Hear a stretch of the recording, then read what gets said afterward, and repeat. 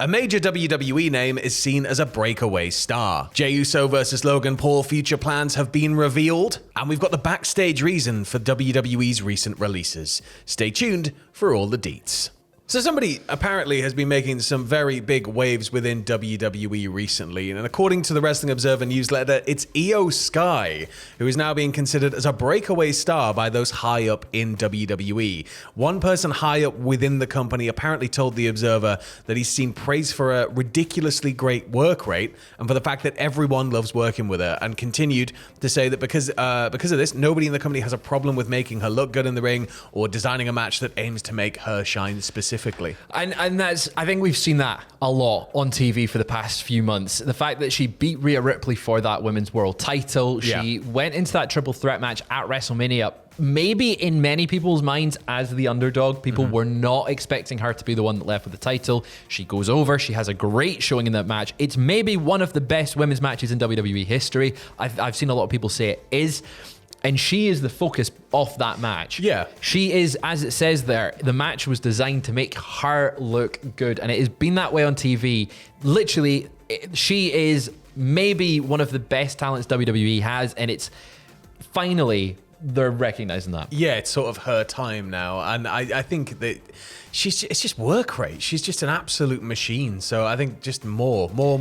Keep her as healthy as possible and just send her to the moon. The fact that, and I've seen again a lot of people on social media talking about this, and the fact that Io Sky is maybe having match of the year contenders most weeks, or most big matches that she has within a WWE framework, and that she could have be the wrestler of the year within the WWE framework when the matches are maybe not always geared to being like, here's work rate, here's work rate, here's work rate. Yeah. She's going in there having incredible matches and really showing, hey, I'm the top person here.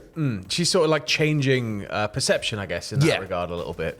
But keeping it with WWE related news here, former WWE star Bea Priestley, formerly Blair Davenport, made a surprise return to New Japan Pro Wrestling by defeating Viva Van at Resurgence last night following a match she posted on social media. First day back, you say, I'm back in New Japan Pro Wrestling, #TopGaijin. I think this was expected by quite a lot of people with her ties to Stardom in the past. New Japan and Stardom obviously having that working relationship now. This was a major US show for New Japan. Makes sense to have her there on the card as soon as she was available, right? Yeah, it's really cool to see. It's always exciting when someone ends their non-compete and just immediately crops up somewhere. And like for Blair, for Bea, it makes sense she goes back there, as you were saying, that she's got those ties there. And just immediately coming out the gate and being like, hey, here's my reintroduction. There's no waiting about. There's no where is she going to show up. It's just, here we go. You didn't expect it. She's here. It's great to see. She's a hell of a talent. She's still ridiculously young. I didn't realize how young she was because of how long she's been around on the UK scene prior to WWE, but she's got so much potential and she's got a massive career ahead of her. Looks like we could see that in New Japan / Stardom in the future. Tom, though, got to chat with her recently. Yeah, he did. Got to sit down, got a fair few exclusive conversations out of her. So check that out on the podcast feed right now. Also, the video is on Patreon, I believe. Patreon.com/Cultaholic. Go check it out. We've revamped all of the tiers. You can even get your name on the video itself. You'll see it at the end. You'll see it at the end. But looking back toward WWE, we've got some future plans revealed that sort of concern two central figures right now in the company. Yes, according to Fightful Select and the Wrestling Observer newsletter, WWE is planning for Jey Uso versus Logan Paul to take place at a future Saturday night's main event, with the Wrestling Observer newsletter reporting that it will likely be the one in Tampa on May 24th. Now, many people thought that this match would maybe be put on Backlash when it was first teased. Backlash obviously tonight, and that match is nowhere to be seen. So it looks like it is going to be one of the featured title matches for Saturday night's main event. If we were talking about what we did in the first news video earlier on today, there may be a women's title match on there. Yeah. John Cena's advertised for that card. So it looks like Saturday night's main event on the 24th of May could be a bigger show than Backlash tonight. Well, it's again, as we were saying in the first video, it's live TV. They always want to make it feel like a special sort of pay-per-view quality show or premium live event quality show. So it makes sense to have as many eyes on the product as possible in that regard. So pack it out with stars as best they can. So somebody like Logan Paul, if it's even easier to view than Netflix when it's just a TV channel, you're hopefully going to attract a lot more casual eyes to it. And I know most people roll their eyes and go, well, what kind of casual fans is he attracting?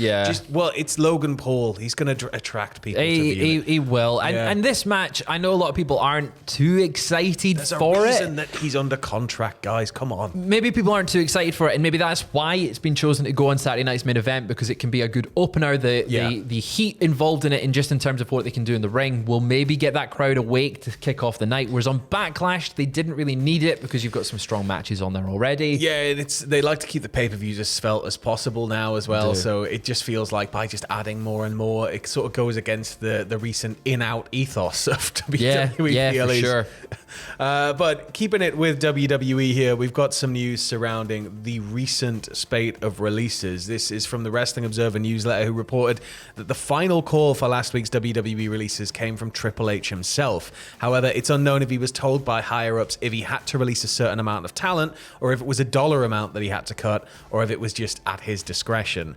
So for main roster releases, the reported reasoning behind this was the company were wanting to bring in new people to TV, and they had to make space for them on the main roster. And according to the report, the people that were let go were viewed as having reached their peak of usage within the company, with the term dead weight being used. Which is a horrific term to describe people's careers. Especially people who you've invested time in getting over on TV and telling everybody are stars, and now they're dead weight. And they've been around for so long. Like a lot of the main roster names that were released, the Dakota Kais, the Shayna Baszler, Braun Strowman, they've been around for a long time. People are familiar with them. And calling them dead weight, that really, really sucks in terms of their peak of usage. Granted, maybe they were no longer on the rise. Maybe they had plateaued in terms of like their level within WWE and how WWE was going to use them. And WWE creative doesn't always have ideas for everybody all at once. Yeah. You know, it's sort of one of those things where ideas will get pitched and shot down and pitched and shot down. So you don't know sort of what's been going on regarding that. For sure. But on the NXT side of the releases, according to multiple sources within WWE, the releases were reportedly because WWE viewed some of the talent as lazy, hadn't improved enough, and were injury prone or were struggling to connect with the audience. Again, this is what a source within WWE is telling the Wrestling Observer newsletter. These reasons for these releases feel like not reasons, but almost excuses. Yeah. Like going, oh, it's not, we had to, oh, we had to, the company had to. Time. Yeah. Yeah, and not really going, we didn't want to keep you employed, rather than, we had to, we were forced into doing it. It really sucks to see anyone get released, and we were talking about them last week and the releases there. A lot of good talent on the NXT side of things were cut, and they were young. A lot of upside there, though, simply because they're so young and they have massive careers ahead of them. There are a lot of companies that would be like, you know, over the moon with being able to work with some of this talent. So fingers crossed they all land on their feet from both sides of the main roster and NXT. But specifically looking at Dakota Kai's release, there was reportedly near unanimous praise for her, and the release was met with surprise backstage. Not a shock, that one. No, not at all. One person apparently told the Wrestling Observer they expected to appear in AEW once her non-competes expired. And according to one person within WWE, Kai could have still been used on a micro level on the main roster, but she was never apparently going to be pushed like a top star. Yeah, and I think when you look at the range of top stars in the WWE Women's Division, your Rhea Ripley's, you've got your Charlotte Flairs, you've got now Io Sky up there. Yes, Dakota Kai was never going to be pushed on that level because WWE hasn't positioned her to be in the same conversation as them. She'd been with the company for as long as Shayna. She'd been with the company for 10 years, and there was a period of time where she wasn't with the company briefly. But it's sort of, when you look at the opportunities Shayna was sort of a part of, so obviously Shayna the Wrecking Machine in NXT, that was when I was like, just have her come up the main roster and do that, and it obviously didn't pan out that way. But it feels like Dakota Kai was just never really utilized in like a mega way. Obviously it was the damage control stuff most recently, but it feels like they never really She wasn't given in a way. she wasn't given the opportunities to have a bigger spotlight on her. She was always around that main event scene with people being in the main event, but not her being the spotlight. But the thought process, according to the sources from the Wrestling Observer newsletter, the thought process for her release was reportedly that her salary was not worth paying for her to lose to people on their way up. Additionally, her age, being 37 years old, was seen as a reason for her release, which really sucks. And then looking at Braun Strowman, some of the reasons here from the Observer. Apparently, Braun Strowman's high salary was seen as the main reason for his release from WWE alongside his prior injury problems. One person noted to the Observer that Strowman was hurt worse than people realize in his recent WWE run as well.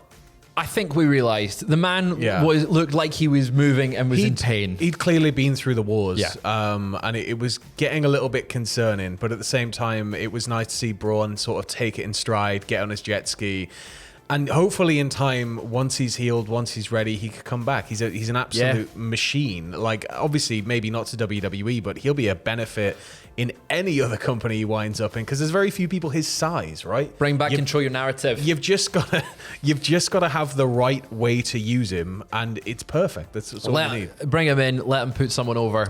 They're made. Just bring him back for Backlash tonight. Go on, Paul. Well, Backlash tonight, Backlash right here. YouTube.com/Cultaholic/live. Adam and Andrew will be live from the pre-show onwards. We've got pictures on the channel already. We've got podcasts up. We've got all sorts of content coming out over the course of this weekend, and maybe some more news later on if anything else breaks. But if not, we will catch you all next week. Have a lovely Backlash, and we'll see you soon.